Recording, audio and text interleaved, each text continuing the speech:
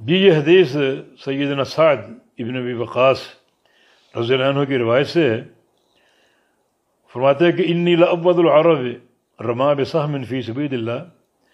میں پورے عرب میں وہ پہلا شخص ہوں جس نے اللہ کی راہ میں تیر پھینکا،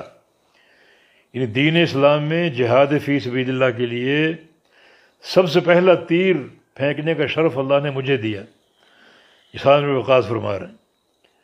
ورأیتنا نغزو، اور ہم پر یہ نوبت بھی آئی، ہم جہاد کرتے تھے نبی علیہ السلام کے ساتھ، فما لنا طعام الا ورق الحبلى، اور ہمارے پاس کھانا نہیں ہوتا تھا، الا ورق الحبلى، حبلہ ایک درخت جو جنگل میں پایا جاتا تھا، اس کے پتے، وہذا الثمر، اور یہ کیکر کے چھلکے، یعنی کیکر کے چھلکے ہم کھاتے، اور اس درخت حبلہ درخت کے پتے کھاتے۔ کھانا ہمیں نہیں ملتا تھا، خوراک نہیں ملتی تھی، راشن نہیں ہوتا تھا، حالانکہ لڑنے والوں کے لیے، مجاہدین کے لیے بڑی خوراک چاہیے ہوتی ہے، خوش خوراک ہونا ضروری ان کے لیے تاکہ ان کی طاقت بحال رہے۔ لیکن ہم نے یہ وقت بھی دیکھا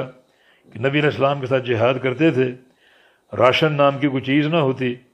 اور درختوں کے پتے کھاتے، چباتے، اور کیکر کے چھلکے اتار کر وہ کھاتے، یہی ہماری خوراک ہوتی۔ وَإِنَّ أَحَدَنَا لَيَضَعُ كَمَا تَضَعُ الشَّاةُ مَا لَهُ خِلْطٌ، اور ہم یہ چھلکے وغیرہ، پتے وغیرہ کھا کر جو قضائے حاجت کرتے،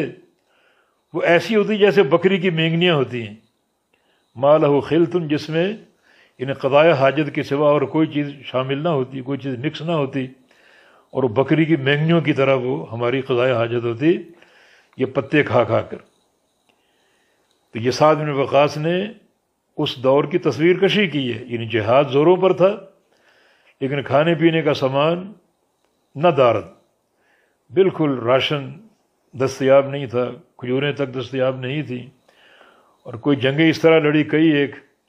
کہ پتے کھا کر گزارا کیا اور دشمن کا مقابلہ کیا، اور پتے کھا کھا کر یہ نوبت ہوتی کہ بکری کی مینگنیوں کی طرح قضائے حاجت ہوتی۔ ثم اصبحت بنو اسد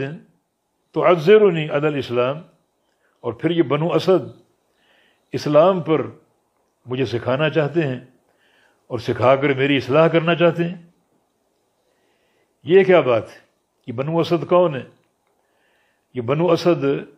یہ عراق، سرزمین عراق کا ایک قبیلہ ہے، بنو اسد، کہ یہ مجھے کچھ سکھانا چاہتے ہیں، بتانا چاہتے ہیں، یہ میری تربیت کرنا چاہتے ہیں، یہ مجھے دین اسلام کے احکام سکھا کر مجھے سیدھا کرنا چاہتے ہیں، میری اصلاح کرنا چاہتے ہیں۔ معاملہ یہ ہے کہ سعد بن وقاص رضی اللہ عنہ امیر عمر رضی اللہ عنہ کے امر سے عراق کے گورنر تھے، اور عراقی یعنی ایک فتنہ پرور قوم تھی ایک مجموعی طور پر، یعنی کہ ہر قوم میں یعنی خیر و شر ہوتی ہے، مگر عراق میں یہ شر کا پہلو زیادہ تھا، اور ہر گورنر پر وہ کیڑے نکالا کرتے تھے۔ تو سعد بن وقاص رضی اللہ عنہ کے بارے میں بھی شکایتیں شروع کر دیں، حالانکہ یہ عظیم مجاہد تھے، عشرہ مبشرہ میں سے تھے، اتنا ان کا شرف ان کا کہ جن کو اس زمین پر اللہ تعالیٰ نے جنت کی بشارت دی اپنے نبی علیہ السلام کی زبان پر، تو ان کے خلاف یہ بنو اسد نے باتیں شروع کر دیں، کیڑے نکالنے شروع کر دیے، امیر عمر تک شکایت بھیج دی۔ اور خاص طور پہ ایک بوڑھے شخص نے جب امیر عمر نے تحقیق کی اور معاملے کی تفتیش کی، تو ایک بوڑھا شخص پیش ہوا، بنو اسد کا ہی، عراقی تھا، تو اس نے کہا کہ ہمیں سعد سے 3 اعتراض ہیں۔ ایک یہ کہ لا یسیر بالسریہ، یہ جہاد نہیں کرتے، لشکر بھیجتے ہیں خود ساتھ نہیں جاتے۔ دوسرا ولا یعدل فی القضیہ، اور جو معاملات آتے اس میں عدل نہیں کرتے۔ اور ولا یقسم بالسویہ، اور جو مال ہوتا ہے اس کو برابر تقسیم نہیں کرتے، اقربا پروری کرتے ہیں، اپنوں کو دیتے ہیں، بیگانوں کو نہیں دیتے، تقسیم میں ظلم کرتے ہیں، حالانکہ سارا جھوٹ تھا۔